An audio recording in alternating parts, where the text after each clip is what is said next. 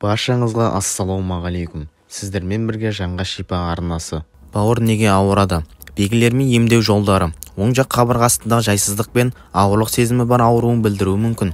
Адамның бауыры қалай ауыратыны, ерлер мен әйелдердегі ауырсыну белгілерінің ерекшелігі және дәрігерге қашан көріну керектігі туралы оқыңыз. Бауыр іштің оң жағында қабырға астында сәл төмен орналасқан. Бұл ас қорыту, темір, ақуыз, майлар, көмірсулар мен дәрумендер алмасу процесінде, сондай-ақ токсиндер мен уларды шығаруда маңызды рөл атқаратын функциялы орган. Пайдалы ақпаратты көрмес бұрын арнаға тіркеліп, лайк басып, қоңыраушаны баса кетіңіз. Сіздің болмашыған әрекетіңіз біз үшін өте маңызды болып табылады. Бауыр ауруы тұқым қуалауы мүмкін. Сондай-ақ бауыр жұмысындағы проблемаларға вирустар, алкоголь өнімдерін тұтыну, семіздік және басқа факторлар себеп болуы мүмкін. Егер ерлер мен әйелдердің бауырындағы ауырсыну туралы айтатын болсақ, онда оның көрінісінде ешқандай айырмашылық жоқ. Гендерлік фактор ауырсыну синдромының ағымына әсер етпейді. Дегенмен бауыр аурулары ерлер мен әйелдерде әртүрлі ерекшелікпен жүруі мүмкін. Сондай-ақ әйелдерде тек өздеріне тән бірқатар бауыр ауруы бар. Ең алдымен бұл жүктілікке байланысты туындайтын бауыр аурулары, дейді гастроэнтеролог, гепатолог, терапевт, дәрігер Андрей Якушев. Бауыр неге ауырады? Сарапшының айтуынша, бауыр ешқашан ауырмайды. Бауырда жүйке талшықтары жоқ. Сондықтан ол ауырмайды. Тек бір жағдайда ғана бауыр мөлшері ұлғайған кезде ауырсыну пайда болуы мүмкін. Анатомиялық тұрғыдан бауыр ұлпасы капсуламен қоршалған. Қабынуға байланысты оның мөлшері ұлғайған кезде ол осы капсулаға қысым жасай бастайды. Ал капсулада ауырсыну кезінде сезілетін жүйке талшықтары бар. Яғни капсула созылған кезде бауырда ауырсыну басталады.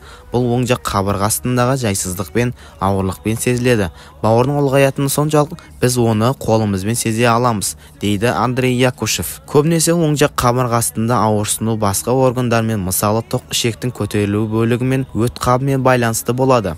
Кейде асқазанның 12 елі ішектің ойық жарасына байланысты осы аймақтың ауырсыну туындауы мүмкін. Бауыр метаболикалық себептерге байланысты бауыр аурулары кезінде органдағы қан тамырларының бұзылуымен, инфекциялық зақымдалулармен, аутоиммундық бұзылулармен, эндокриндік бұзылулармен, жарақаттармен және басқа ауруларға байланысты ұлғаюы мүмкін. Бауыр қалай ауырады? Жоғарыда жазылғандай бауырдың өзі ауырмайды. Орган орналасқан капсула ауырады. Бауырдың зақымдануы кезінде туындайтын белгілерге тоқталайық. Қолайсыздық.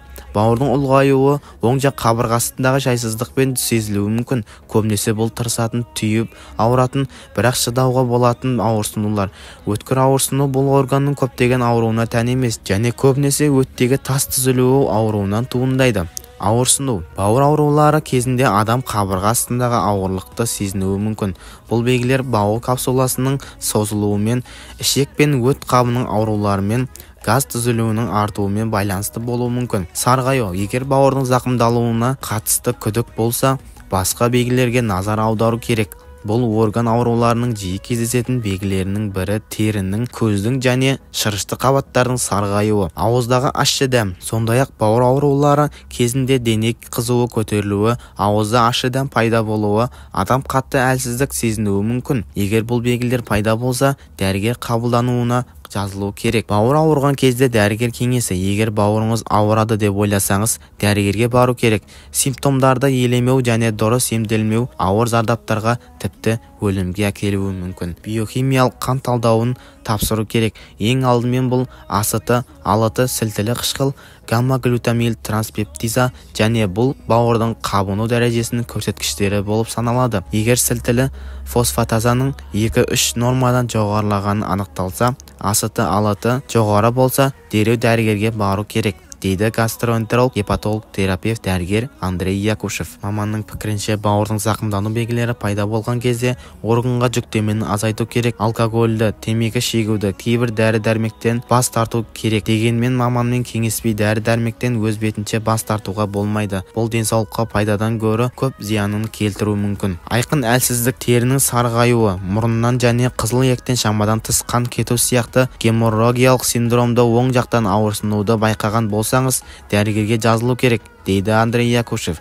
Жиі қойылатын сұрақтарға жауап. Бауыр ауруларына қатысты жиі қойылатын сұрақтарға гастроэнтеролог, гепатолог, терапевт, дәрігер Андрей Якушев жауап берді. Бірінші кезекте бауыр проблемаларының қандай белгілерін ескеру керек? Егер қатты әлсіздік, субфебрильді температура, терінің сарғаюы, бұрын болмаған қан кетулер болса, теріде көгерген жерлер пайда бола бастаса, Бұл белгілерді ескерусіз қалдыруға болмайды.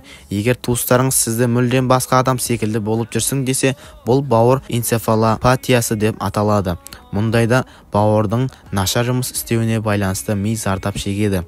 Мұны сіз байқамайсыз, бірақ туыстарыңыз байқайды. Терінің қышуы сияқты маңызды симптом да бар. Егер терінің қандай да бір түсініксіз қышуы болса және бұл аллергиямен байланысты болмаса, немесе нақты себебін білмесеңіз, онда гастроэнтерологқа бару керек. Бұл бастапқы билиарлық холангит сияқты сирек кездесетін аурудың симптомы болуы мүмкін. Бауырды тексеру ең алдымен кімдерге қажет? Біріншіден, скрининг аясында 30 жастан кейін тексеру ұсынылады. Кем дегенде биохимиялық қан талдауын тапсыру керек. Сонымен қатар, мына топтағы адамдар міндетті түрде бауырды тексеру керек. Артық салмағы бар, аз қимылдайтын, өмір салтын ұстанатын, қандағы қанттың деңгейі жоғары, қант диабетіне шалдыққан, созылмалы вирусты гепатит ауруы бар, алкогольді ішімдікті шамадан тыс тұтынатын, туыстарында бауыр ауруы бар адамдар, себебі анықталмаған бауыр ферменттері жоғары деңгейдегі жастар, иммундық аурулары бар адамдар, өйткені олар көбінесе бауырдың аутоиммунды ауруымен байланысты. Метотрексат сияқты препараттарды ұзақ қабылдайтын, туберкулезге қарсы терапия қабылдайтын адамдар. Бауыр ауруы туындау қаупі кімдерде жоғары. Сондай-ақ белсенді жыныстық өмір салтын ұстанатын,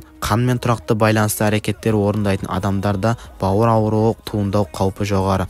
Балықты шикідей жеуге әдеттенген кейбір ұлт өкілдері мен адамдар да осы топқа кіреді. Себебі балық етін шикідей жеумен байланысты бауыр аурулары бар.